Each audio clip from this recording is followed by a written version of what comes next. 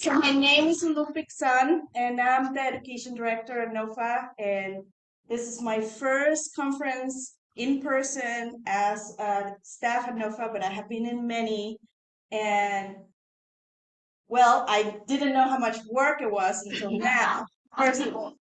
And second, I am so excited to be able to create more like family style, and that was the thing that I really brought me into NOFA, that I felt like family, even though my family, my extended family is not here. I'm from Guatemala. I'm a Mayan descent, and I miss my land, but somehow I found family in NOFA. So that's what I'm sharing right now. A lot of us are immigrants in different levels. You know, somebody might have come, their family 300 years, 600 years ago. Some of us came the last 50 years ago. Some people might just came yesterday. But we all have a homeland, but we are looking for the same things. And the reason we're here is because there's a lot of things been trying to heal for generations. And whoever works the land knows that we don't have a healthy soil, what happens? Can't get anything out of it, right? And if we don't have a healthy soul, we can't work the land because we are also part of it.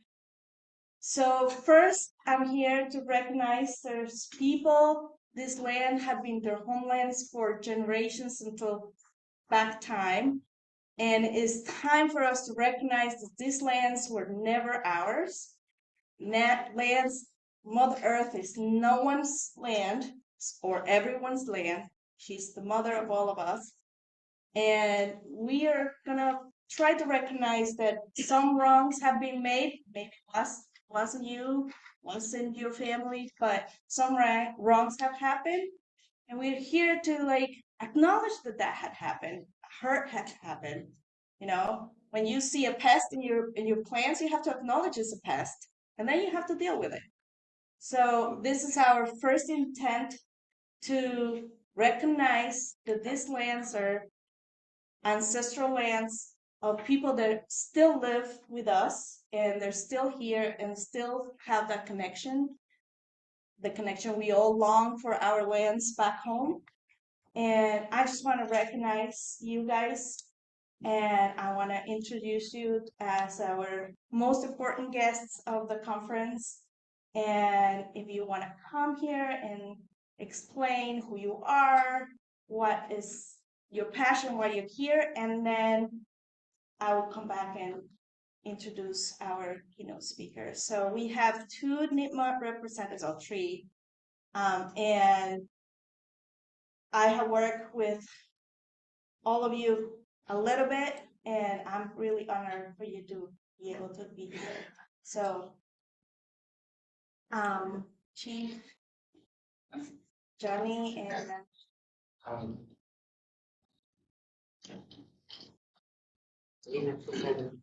so Chief Johnny Walker Black Wolf, Nina Two Feathers, and both descendants of Denmark, and Chief George Spring Buffalo from the Pukasa Pokanoket Land Trust and the Pukasa Pokanoket Nation.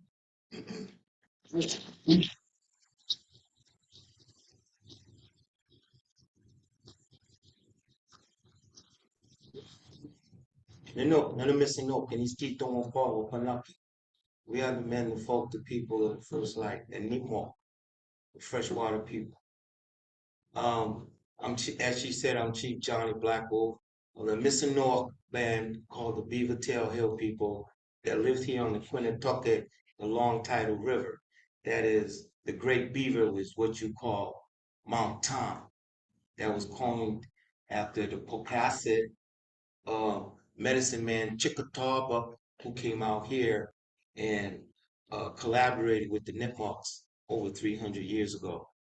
So we're here and we have tribal lands in Worcester County, and we have a land trust with the Pocasset tribe, and this is our chief, Chief Buffalo, with the Global Village, which has a farm here.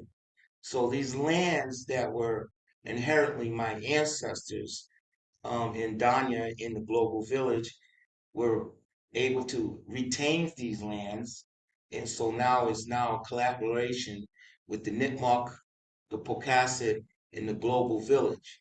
So where we have a wildlife sanctuary and home on our part, and Danya has the global village farm. So that has been working since we were introduced to her, and it does produce, and it's a very nice place to visit. The only thing lately, since I visit, there's a drought, and I don't know if y'all know about it. But in that in that part of the Worcester County, where I was born and raised in Worcester, and but I live out here in Springfield. And I recently gone back here, and I usually go home and do a water ceremony. I usually go down, baptize, and pray, and smudge at the stream. And I was so shocked when I was there for our powwow we just had for the Nipmuc Indian tribe there last weekend, and it was the stream was a trickle, and I was so astonished. I was shocked, and I was just sharing with Buffalo that the pond was in the back. I had happened to see trees 60 feet high inundated and fall in like a sinkhole. And what was a pond is now a marsh. And I seen that animals had tried to go down and drink, couldn't because they were getting stuck in the mud. And you could see a bear track, a deer track, or a raccoon. And I was like astonished. And I said, oh my God, if this is happening to them, what's happening to every other animal? Because this is also an endangered species. We have 4 of them out there on that land that we have acknowledged. So I'm worried about them. Even though we come and visit, we try and keep the land pristine. We try and keep it, don't leave a carbon footprint because it's a wildlife buffer zone, and it's also in the Blackstone River estuary. It's also part of the American Rivers Act, which was initiated by Clinton. So there had been other things by the United States government to keep this area pristine and the water clean.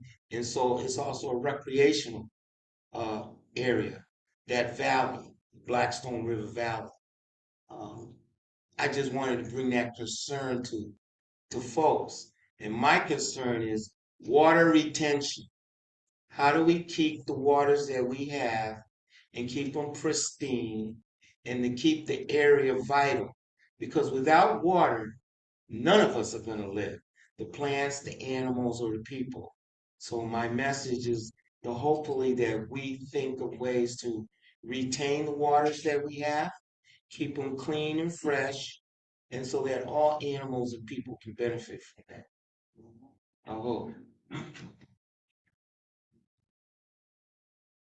Since the interim years have gone on, Native American people are fighting for our existence to be acknowledged.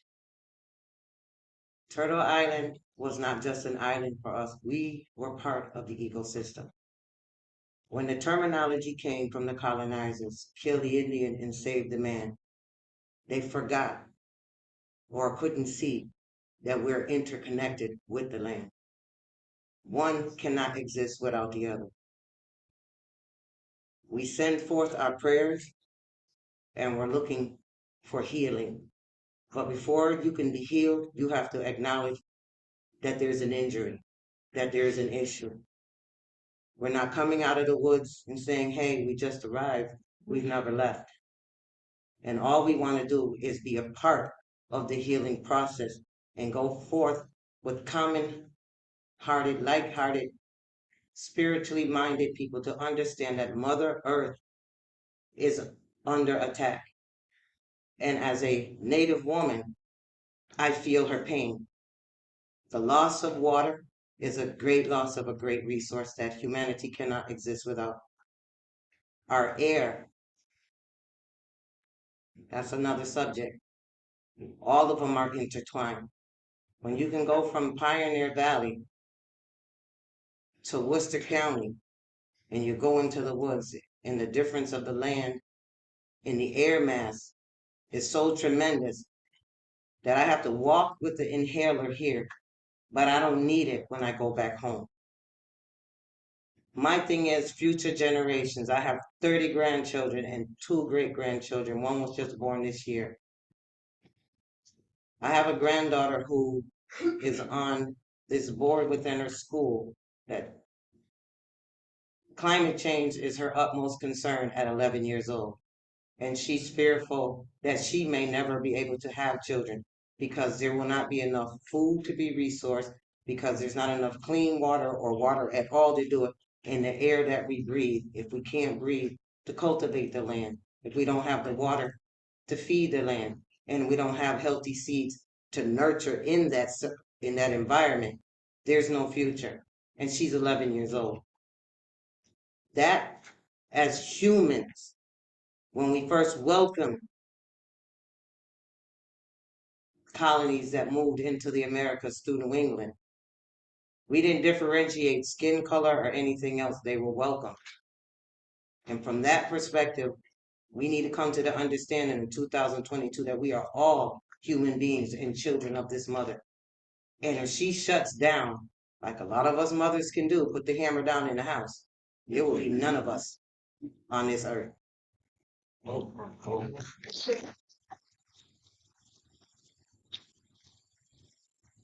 Everybody stand.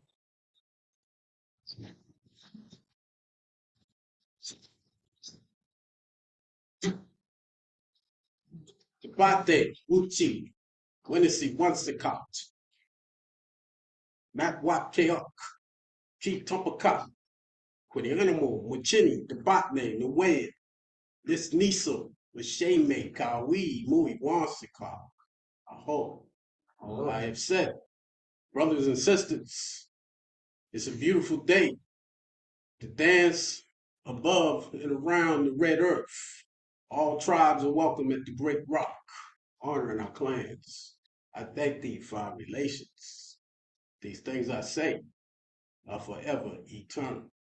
I am Sikwan Pacheke, come from the clan of Massasoit, the great leader, Yellow Fella Asamiquin. I hope. Thank you, everybody. Thank you.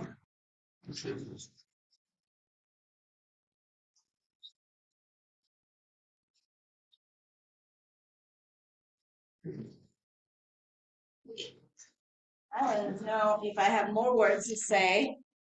Should just all go home and try to figure out what to do. But I also very honored. Probably I'm biased because I'm Guatemalan and he's Guatemalan, and because I have a farm and he has a farm, because he was through the war and I was through the war back home. But I have met like a friend, have met a mentor, and I'm so excited that you're here. I pray for you to say yes. Little tiny budget we had for the keynote. And your generosity is beyond. I'm really happy you were able to make it. I'm honored that you had not dinner but lunch and breakfast all with me. But I think the reason I really wanted you to be here is because I've been doing a lot of the work that you already done.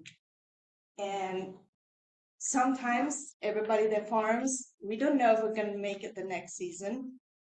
But we see other people making it the next season, that we just keep pushing it. And one thing that I found in the farming community is if I don't have seeds of something, somebody else does, and they're like, well, here are my seeds, because they know somebody had seeds for them when they didn't have seeds.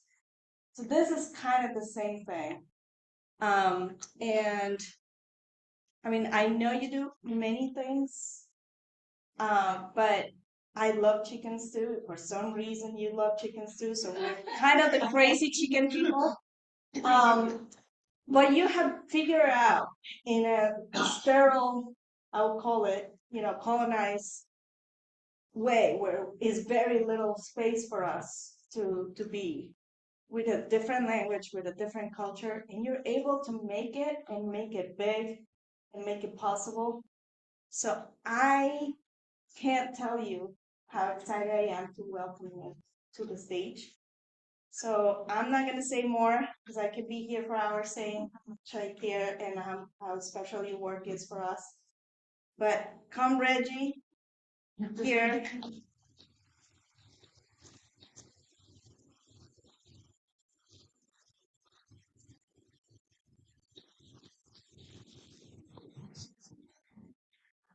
You go until you go. She said it.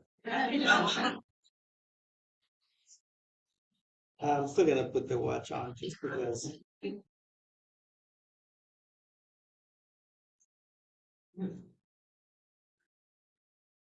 Buenas tardes. It is a true honor and a pleasure to be here with our ancestral brothers and sisters, with all of you. I hope that after this brief introduction, you are now feeling empowered to be guardians and to be keepers of those words and those intentions and that way of thinking and being and relating. Before I start, I'd like to center ourselves briefly. First, I'll ask permission from our ancestors from this land that they will guide the thoughts and the words and the actions so that we may speak the truth and be unrelenting on pursuing our true human potential. That the words and the thoughts will be respectful of them, our ancestors, that will honor them, that will be respectful of the current guardians and keepers of this planet, those of us who are here to do that, that we will be empowered and enriched by these words and thoughts, and that everything we think and I say and that we say today will be respectful and will be inspiring to the 11-year-olds, to the newly born, so that they may find the hope and the inspiration to do the things that we won't be able to. So with that, I would like to introduce you to a probable headache of a way of thinking. This process that I'm going to introduce you to is not for those who are wanderers, for those who are not sure about who they are, but it is a welcoming space where we can all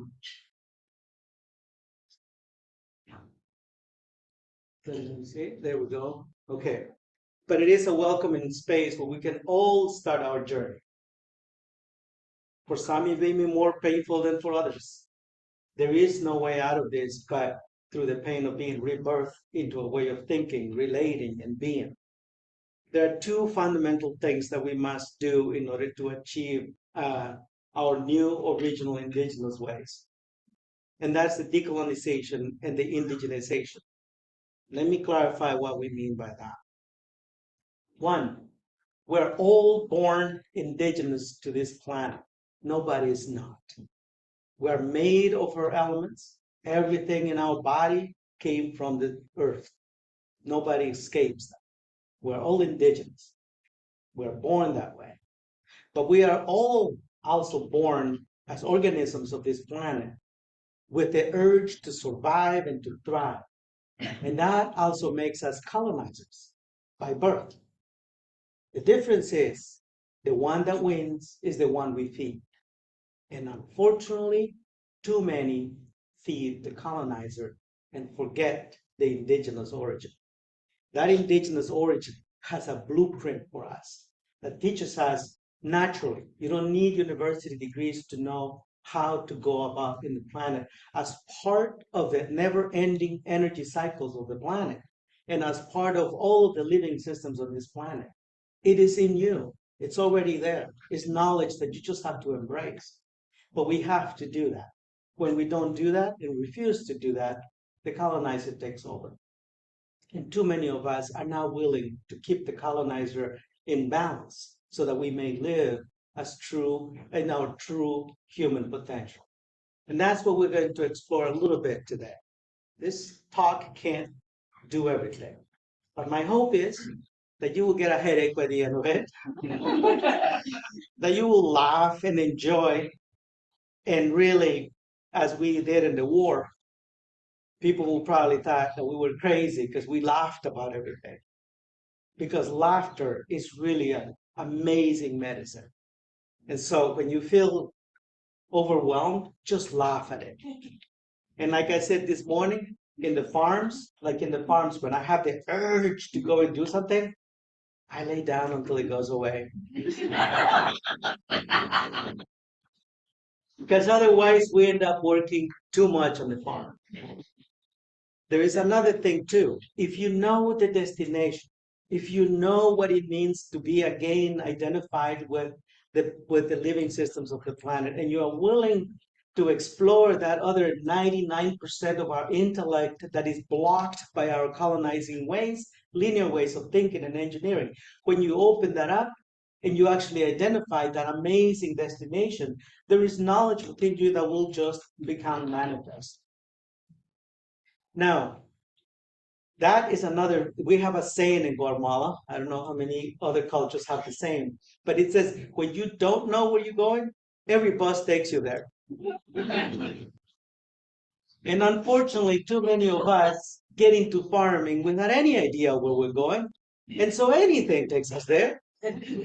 So next time you get that urge to work on the farm, lay down until it goes away. It's a lot more productive. And then come back when you know what your destination is, and then your labor will be much larger rewarded. So I just gave you some indigenous ways of thinking. For regenerative, we will identify that in a minute, is simply a name that colonizers have given to an ancestral way of thinking, of being, of knowing, of relating. That is always being there, but it was recently discovered again. So just think about that for a second, because right now that colonization process is rampant, and you probably are part of it. And I am indirectly part of it too. It's inescapable. It is the world we live in. But within that, we have to balance this. So I would call it a indigenous agriculture going forward, because it is truly the true source, is the rematriation of the knowledge that we have within, which simply means going back to the source. For the Mother Earth is like the mother who wants to feed us, wants to care for us, wants to do everything for us. But we have denied her food, denied her water, we have denied her care, and we keep sucking up her milk anyway. And so she's now at a point where she can't do that anymore, and she's having significant troubles just staying healthy so that we can continue to live. So before we go about talking about all of these theories of change and things that come to our heads, let's remember that unless we nourish that mother back to health, we can't keep talking about regeneration as a way to take more. She can't give us more at this point.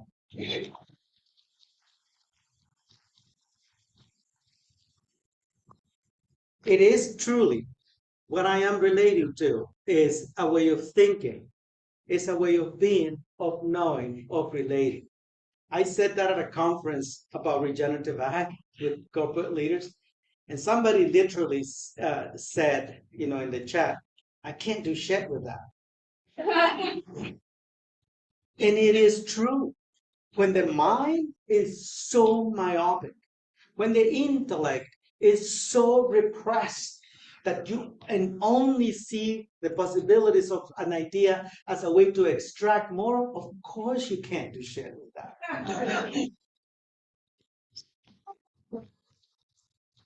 It's the beep sound going to. But guess what? That is exactly where everything emanates from. And so let's start by understanding what we're talking about. Indigenization. Now, these are my words brought in with this ancestral enlightenment that we have been seeking since very early in our lives. It's really a process of self and collective reflection and conscientization that results in a way of seeing, comprehending, learning, interacting, knowing, and working as part of, not with, Earth's natural systems, based on an identity that reflects our origin from the elements of the earth and consequently our interdependence with all living systems. Now internalize that and let it teach you the rest of it. See it, a way of seeing. So what do I see in this room? I see and then online too, there is all expressions of the energy of the universe. For who are we? I am not Reginaldo. I am not an individual. Are you? I am an expression of the energy of the universe, which has traveled through billions of years of time. It's always been here. Einstein said, you can't create it, you can't destroy it, you can only transform it. I mean, it's scientifically proven that we are an ecosystem over what? 1 trillion bacteria and viruses and all of that makes us who we are. Interfere with those systems like the over 1 trillion bacteria in your gut, and what happens to the body? It collapses, it gets sick, it falls out of balance. Why? Because we're not individuals, we're an ecosystem, and we are then a reflection of the planet itself and its organs. And that, understanding that, is a way of seeing, it's a way of comprehending. When we internalize that, knowledge starts coming back to us. The original knowledge of the mother, the rematriation, us rematriating ourselves back to where we belong, and then growing again. And this time, hopefully, we will balance the colonizer with the indigenous so that we can live into the full potential that we evolved to over billions of years as energy floating in this planet. You are all expressions of energy. Nobody escapes that. And the energy of the planet organized in such a beautiful way that we can be here and say these things and hear these things. But why do we refuse to do that so often? That is the question for all of us to ponder as we seek to indigenize our ways and to become this full organism that we were designed to be. Now, decolonization, we all understand what colonization is, but what is decolonization? It's a process in the way I have come to understand it. It's a process that results in the transformation, 3 fundamental things: ownership, control, and governance systems. Those things existed before too, but in a non-colonized way. Then the colonizing system came in and changed those 3 fundamental things and the structures that currently perpetuate the profit-driven extraction of Earth's resources and the appropriation, destruction, expropriation, and extermination of indigenous-centered cultures, and that has led to the destruction of the Earth's living systems. For the Earth was not suffering before the colonizers took over. It was fine. It fed everyone at a continental level. We're not even talking about little things. The continent was managed according to this way of thinking and being. It is the process of restoring that ancestral indigenous ways that define us within the living systems of the planet and restore our ability to see these living systems as the central priority when defining the purpose of our existence and how we plan the future from today forward. That is the process of decolonization from the way I have come to understand it with the mentorship of many of our indigenous leaders across Central America and South America and Canada and the US. I am paraphrasing hundreds of lessons, of course. Now, here's how you know, in case you haven't processed this. How do you know that you are in a colonized system? We come to accept the perpetuation of extraction and exploitation practices, exploitative practices. If you have come to accept that is we are living within a colonized system, whether it's in the family, in the community, or in the country. Community-based social and economic independence is lost.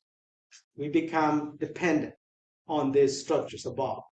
The legitimization and legalization of violence against ideas and people who disagree with the colonizing system.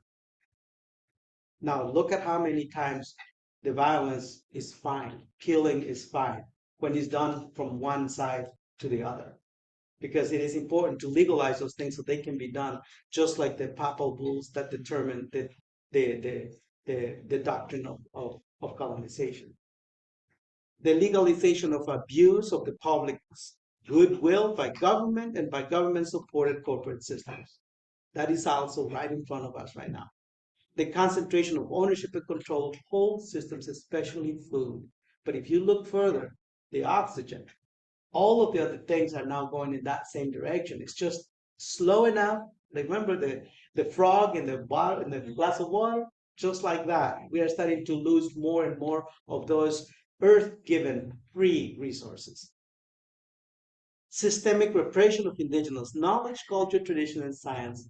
Why? Because that is the answer to eliminating all of these systems. And because of that, it has to be repressed.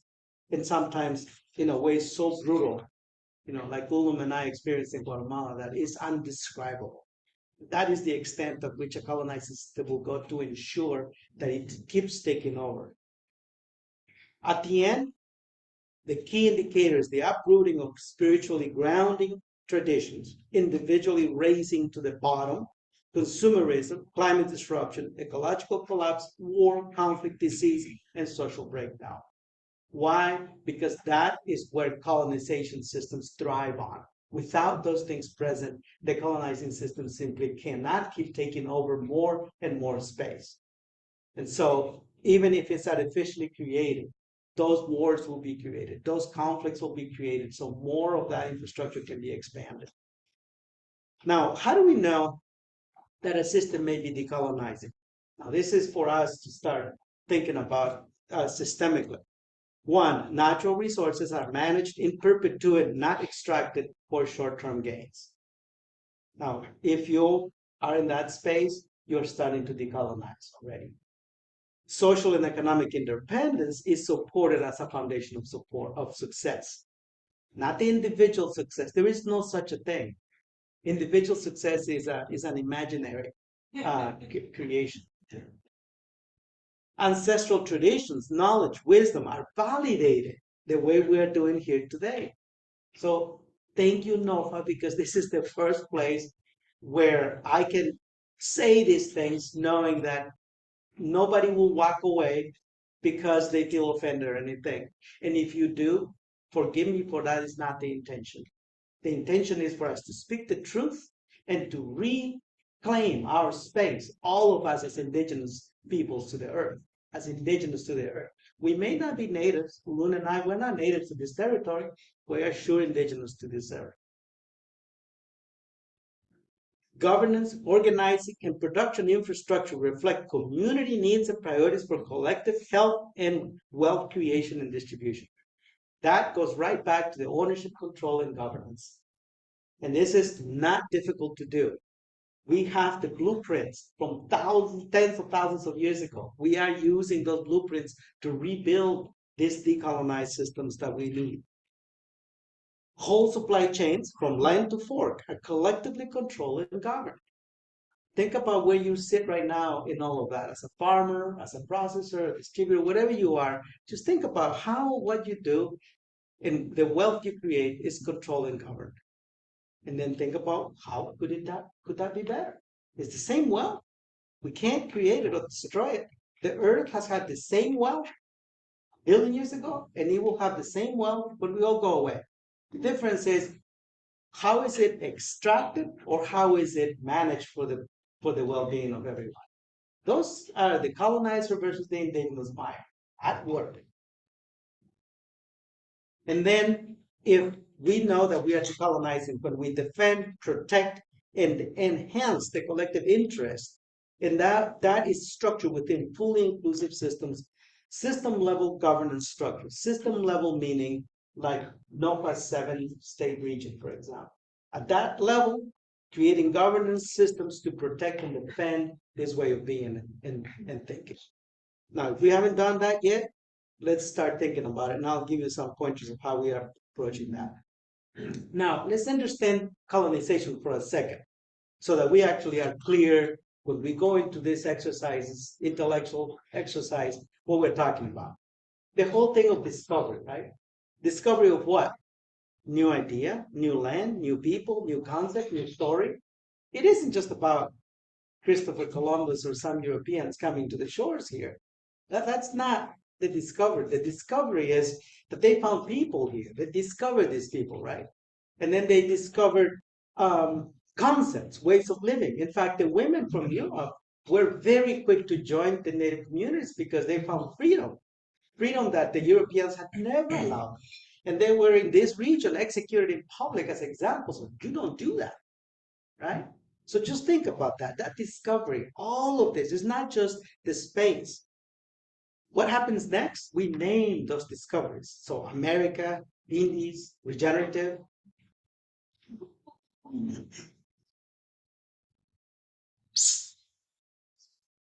Yes. And then we kill them all and name the neighborhood. Fox trails.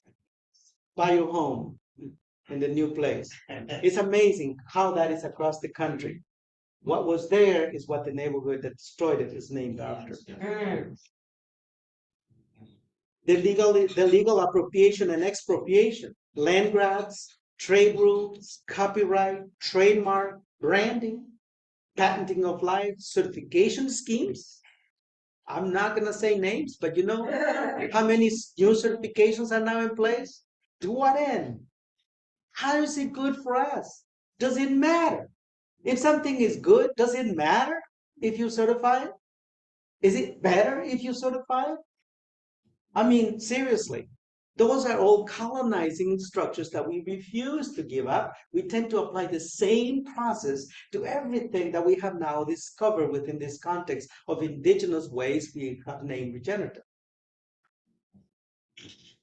Standardize and scale ownership and control systems. Keep in mind how this country was built in every country across the Americas. You know, it was a way of standardizing the process, the policy, the corporate personhood is part of that colonizing, you know, the process, the legislation that has been put in place to prohibit certain things and to allow other things. Like taking all of our taxes, 800 plus billion dollars and putting into the farm bill so that our taxes will now to support the very systems that are now competing with us as we try to build.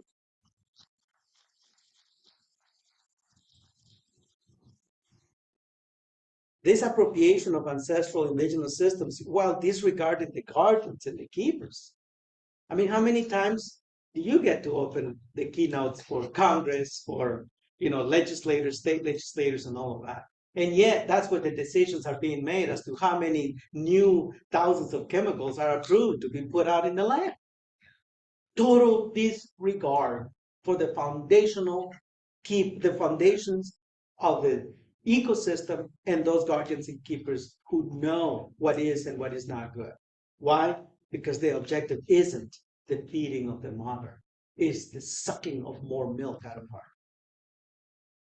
And then building the systems to repress the indigenous thinking and attempts at re-indigenizing ways of living and intellect. The indigenous intellect is the most threatening to the colonial intellect. Why? Because the indigenous intellect takes the whole, understands the whole, and it is acquired at a high level of meditation, observation, and sharing. That is how you cultivate an indigenous intellect. There is 3 ways that you can sprout hazelnuts. 2 ways were developed by universities. The 3rd way, which we use, was developed by the squirrels.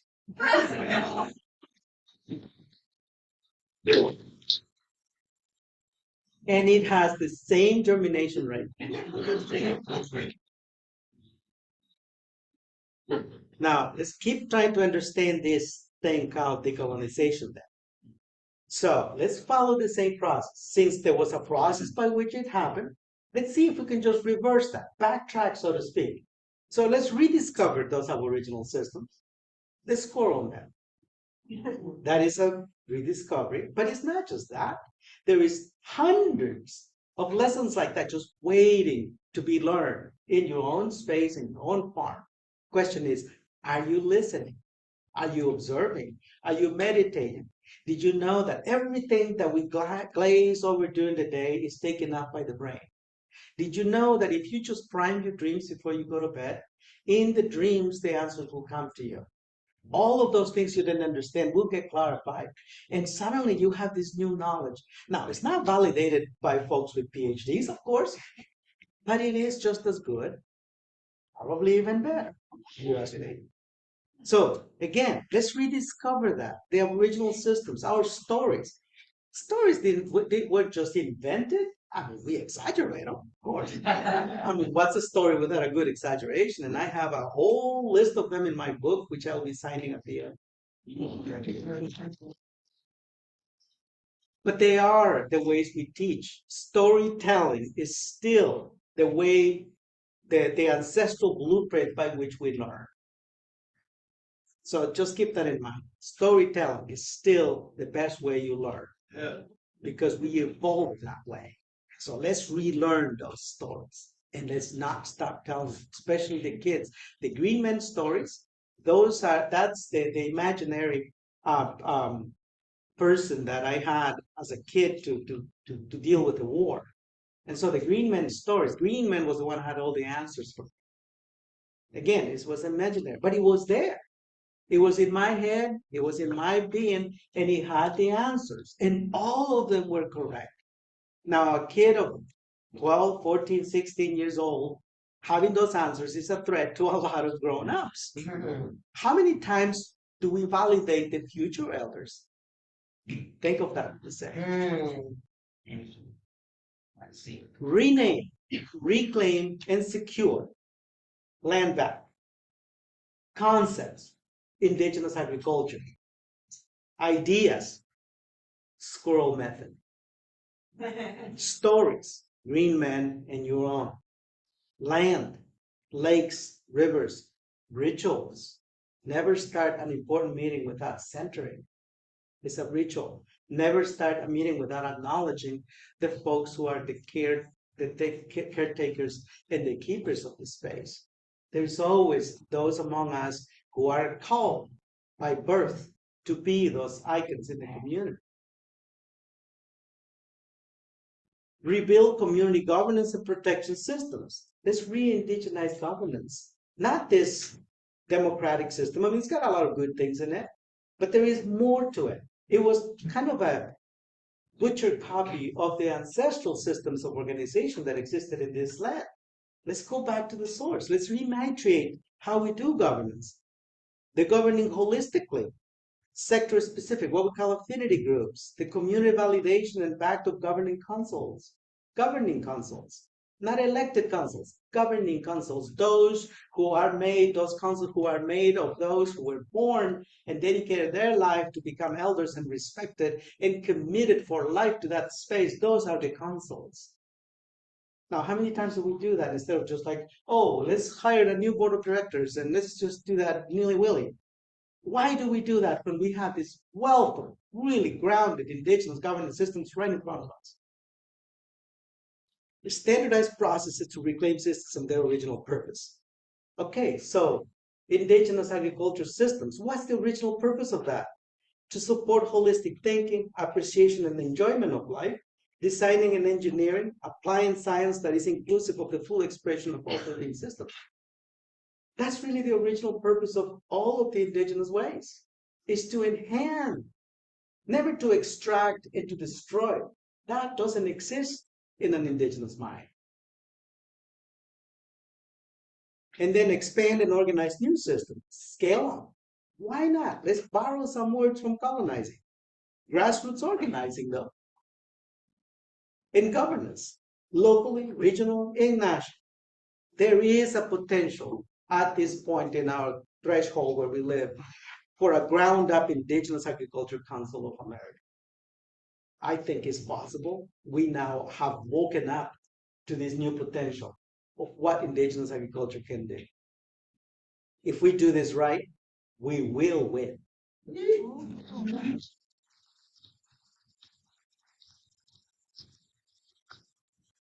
So now I always speak for the chickens. That's the word it said. Chickens for us is not simply a livestock, it's a relative, it's another living system, it's someone we relate to in a different way. It's an expression of the universe's energy, that it happens to walk on two legs and is the closest related relative to T-Rex. But understand that when we started putting this whole framework that I just went through with you into an actual process for how we relate to this space, we didn't just go and say, okay, this is what we need to do, and where is so and so, and what are the books about free range chicken or any of that. We simply said, what does the world look like to the chicken? And then we went from there. The chicken doesn't want to live in the sun. It's actually afraid of the open spaces. It can't turn its head because it gets blinded. Got eyes on both sides. It likes to be in the shade. It likes to scratch and do. Anyway, the key is, just like we did with the hazelnut, how did the hazelnuts reproduce for millions and millions of years before the PhDs started to figure out chemical ways, right? So same thing here. Now, in order to understand this, let's just understand three fundamentals of energy transformation, okay, on a planetary level. I went through this morning. Who was here at the workshop this morning? Okay, so enough of you already saw this. Now, the rest of you, listen to the recording if you want to go deeper, because this is not the place to go deeper.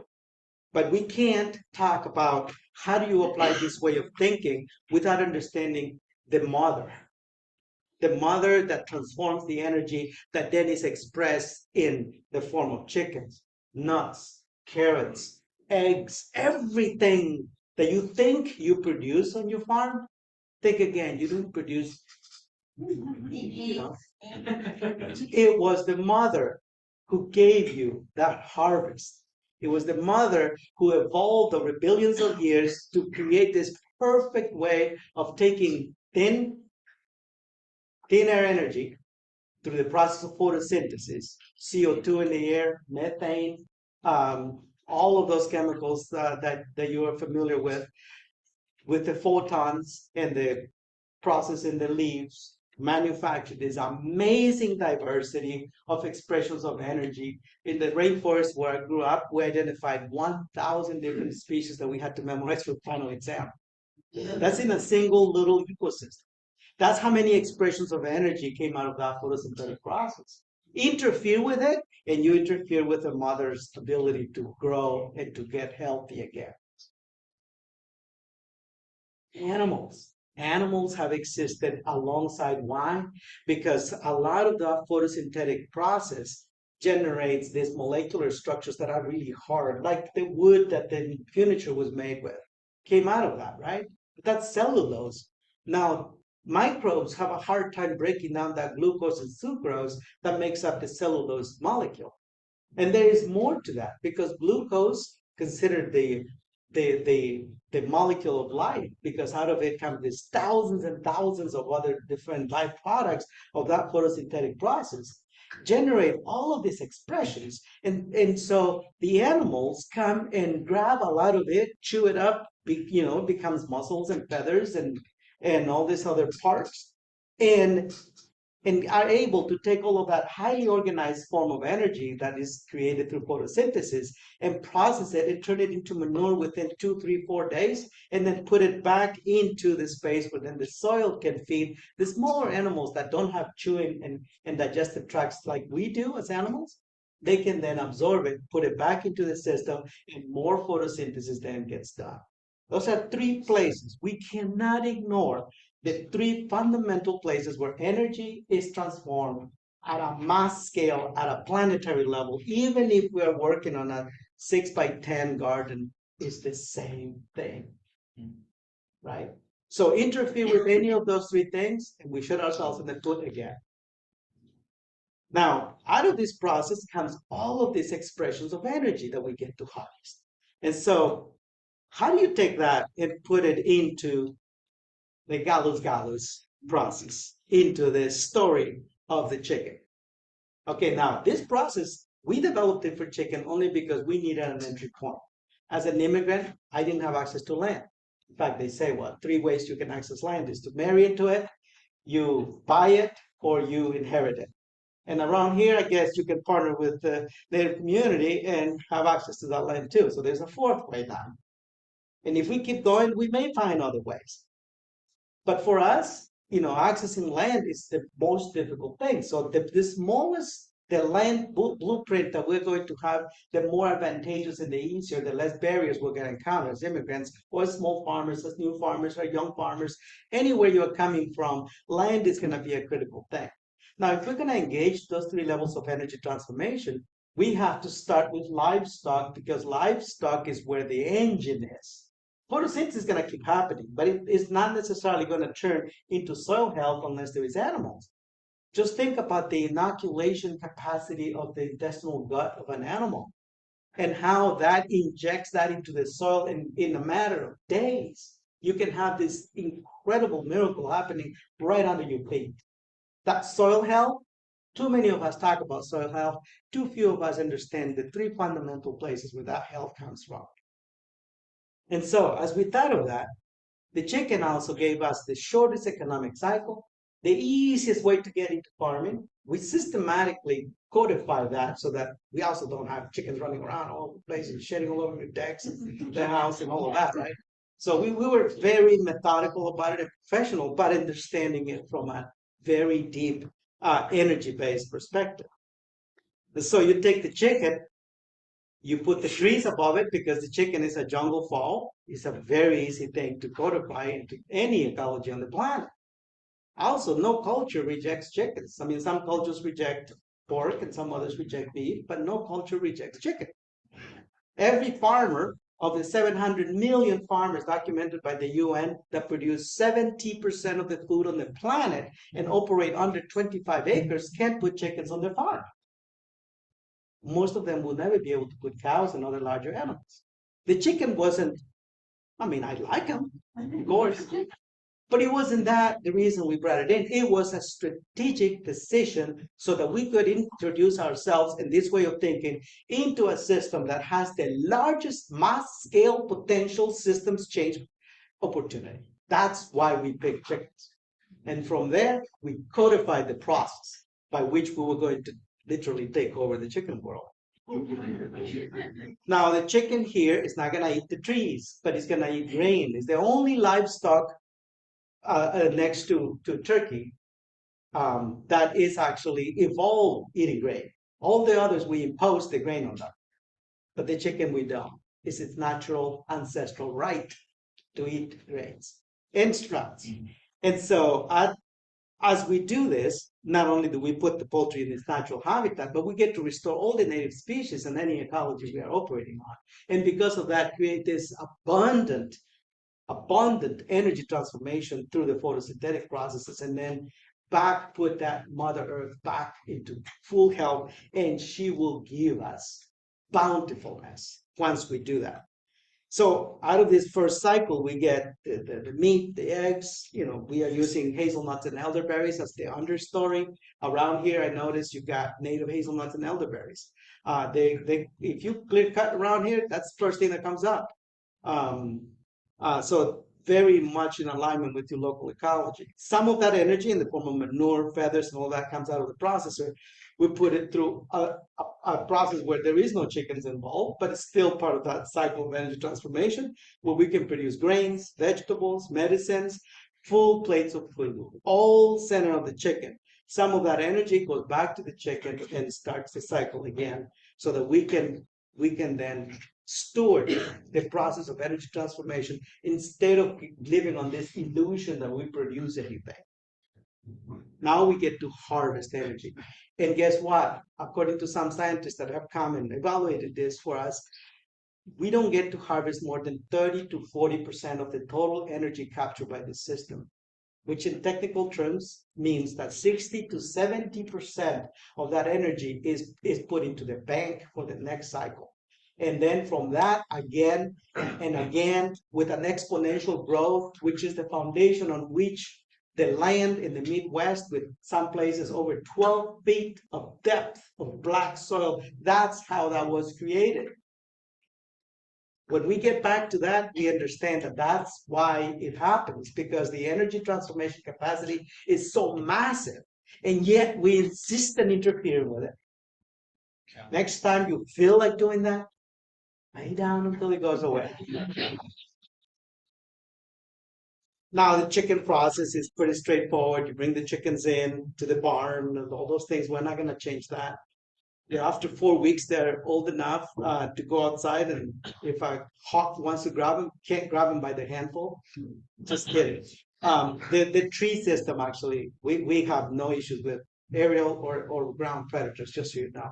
And I'll explain this in detail in the training program if you so wish to engage in this. While they are growing, we are preparing the outdoors. This is the prototype unit that I started working on in 2006-7. The chickens start roaming. They are completely free. There is no cages, there is no restrictions except for the perimeter fence that keeps especially stray dogs out. The only predator we have had trouble with is city folks coming with their dogs to the rural areas and then just let them off the leash because, well, there is nothing they can do here. Except that's where we have our livestock. From there, we codified the deployment of larger scale farms where we can put the poultry units in a space where we can then move all of that energy to the rest of the farm for a multitude of other crops that we may want to do. The pictures are always picture perfect. These chickens are in their last week and they're still green cover, none of that. The system is pretty simple. And again, this morning I went through the specifics of how the system works. The key is the chickens get to be in their natural ancestral habitat. That is the key. We have less than 3% mortality rates compared to 15% mortality rates on those.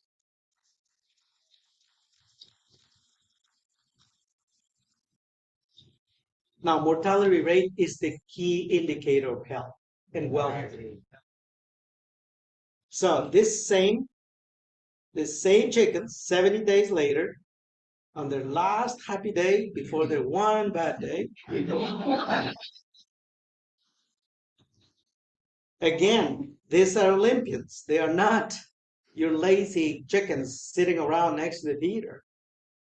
There is no food or no water inside the coop, by the way. All of it is outside. There is no reason for them to be indoors. After this, we can close the door, remove all the manure and everything. There's not a single chicken inside. It's just a cube. Nothing to get in the middle. Once I was already dressed up for a presentation in town, and there had been a lot of rain, so the chickens brought in humidity, and there was some ammonia building up.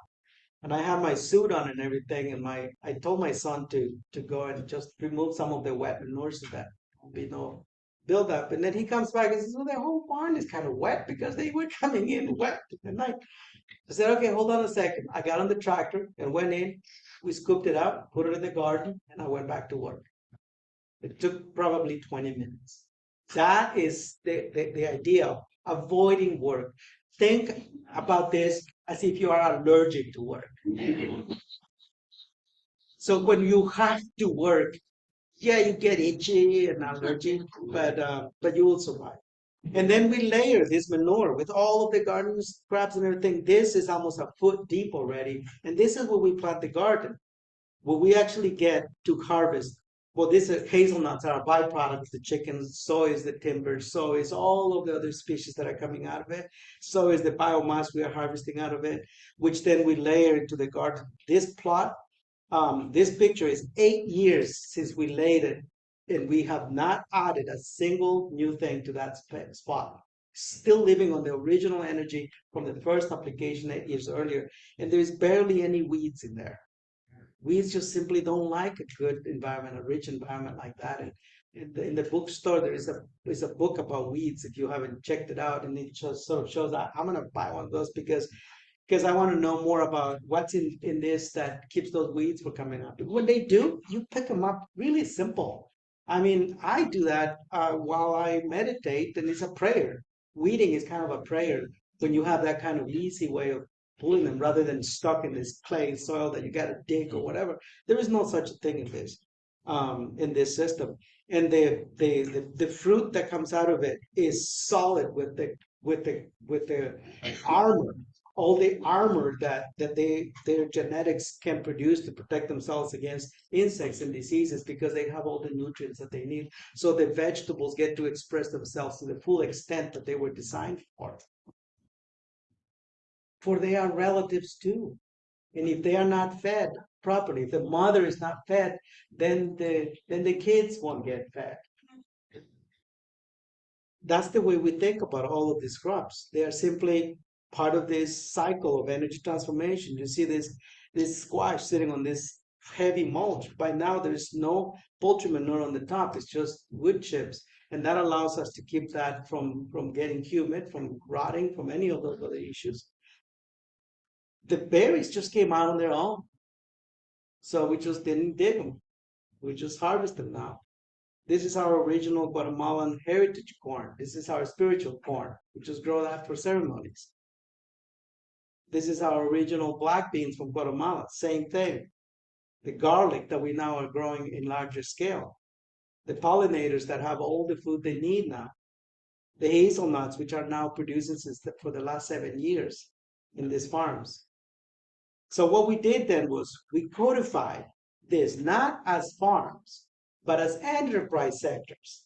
So now there is all of the farms producing broilers, all of the farms producing eggs, all of the farms producing garlic and other specialized crops.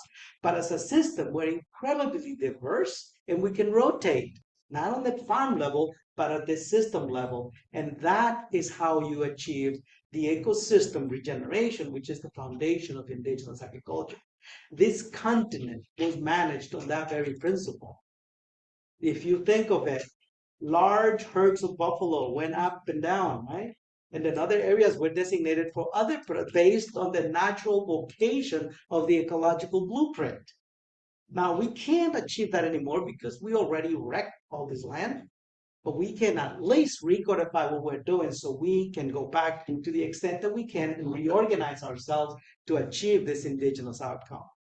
And so as enterprise sectors now, we can create whole regions of economic activity, all fed from the same logical framework of stewarding energy transformation. For at the end of the day, the currency of indigenous ag is the energy that flows through the system. And it is that energy that we get to harvest. And it is that energy that we get to eat, market, and then make a living from. So that we were able to codify with the poultry in the middle over 14 enterprise sectors that now can create economies of scale without becoming colonizers. And out of that, then we can build the enterprise systems, the financial, the land management, all of these other things that we talk about, but no longer spotted, scattered, but rather now within a framework that allows us to reclaim that power, influence, and control and governance that is critical so that we can then start governing the way the food is produced. Now, there is a process of codification too that allows us to speed this process because we don't have time anymore to be wandering around. This is like we are against the current. So what we did was when I bought this, my wife and I bought this 75 acres. It was corn and soybeans rotations for the last, as far as people could remember, 45 years. We took that after that, looked at the land from above so we could get a good sense of where the water flows was, where we should leave the water just be, where we should put the retention ponds and all of that. And then the area, the 26.5 acres of wooded area there. So once we understood at least the foundation of that geology, then we went on and put a carbon harvest. So we basically put a perennial crop, perennial grass and pasture, and also a nursing crop of barley. We didn't harvest any of it. We just mowed it back and put it as food for the earth to get the cycles re-energized again. We also built those large water reservoirs where some of the drainage tile, as you know, the Midwest is drained into the ditches and into the Mississippi River. The farms are crisscross grids with these tiling systems. And so we, I had the map, and so I cut all of the ends of that, and in there we put this water reservoir and another water reservoir on the other side. You can see that water reservoir on the bottom there. And then those others are the rows of hazelnuts that we planted also in the first year. So in the first year, we put carbon back in, we put the hazelnuts, we put the road, the electrical, the well, put those water reservoirs in place, and then we left it alone. The key was, okay, we're going to interfere with this natural landscape. Let's do it once like a surgery kind of, and then let's let it heal again. So the first thing we did up in the bottom here in the forest, we created our spiritual mound and our prayer mound. So we go there and we ask permission for everything we're going to do so that we will have the clarity to do it for the benefit of the land and the benefit of everyone, rather for our urges to take things out of the land. And that keeps us grounded and balanced between the colonizer and the indigenous.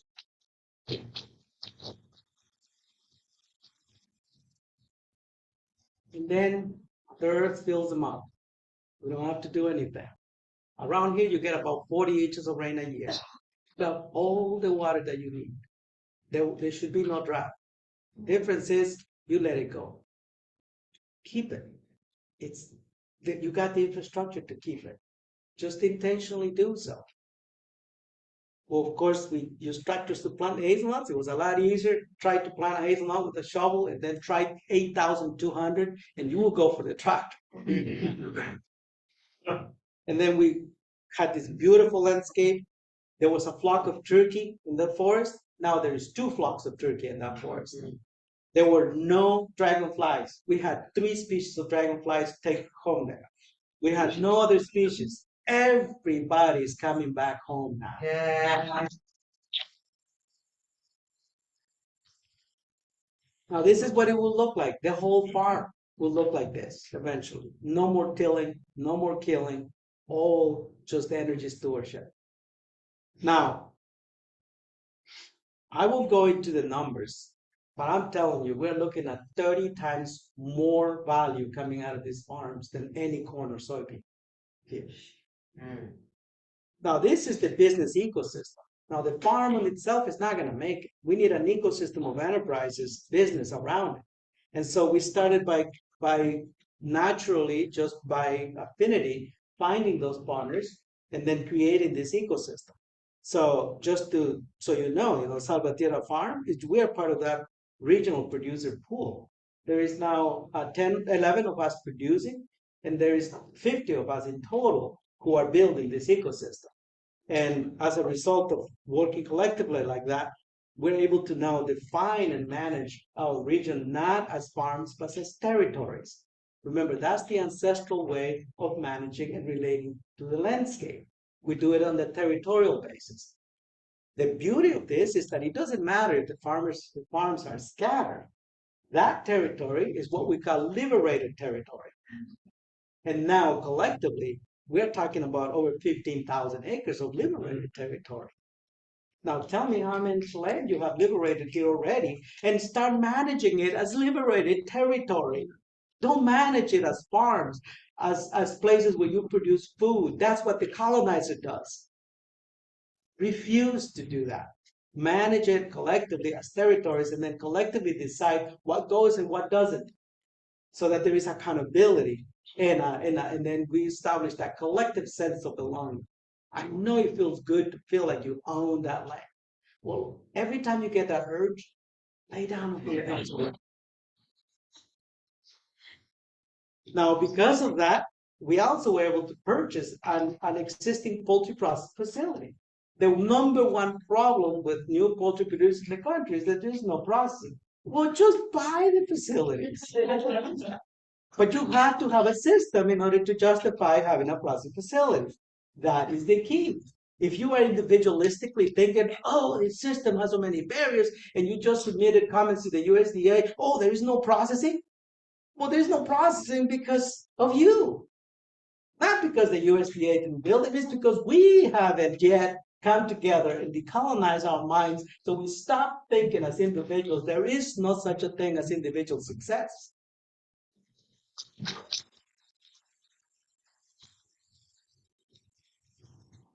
So I invite you to indigenize your ways, to decolonize your mind, and to free yourself of this block in front of your eyes that keeps you from seeing the other 95% of opportunities in front of us, which are all back to the mother. She has it for us.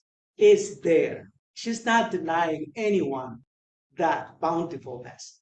We are the ones who refuse to embrace her and to re-nourish her and to bring her back to health so that she can again give us. So if you farm, be a producer no more. Be a steward of energy transformation. If you engage with money, be an extractive of wealth no more. Build collective wealth, be a partner, be an ally. If you work for justice and equality, be a savior no more. Be an insurgent in your own colonized world. If you buy food, be a consumer no more. Be a steward of your mind, your body, and your spirit. For at the end of the day, the food is simply the transfer of the energy from out there, where it's not edible, with nature then takes, our allies take all the microbes, that food that comes into us for the nourishment of our mind, our body, and our spirit was food millions of years ago to the dinosaurs, was food minutes ago or days or months ago to all the bacteria and other microbes and fungi in the landscape you live in.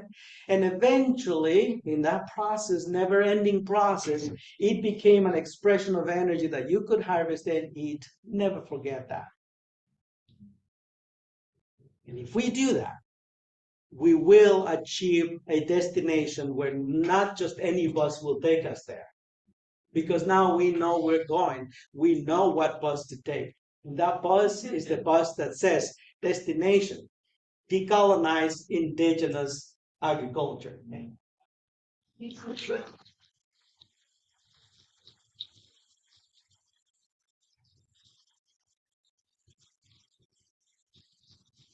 Then replace I can't with sí se puede.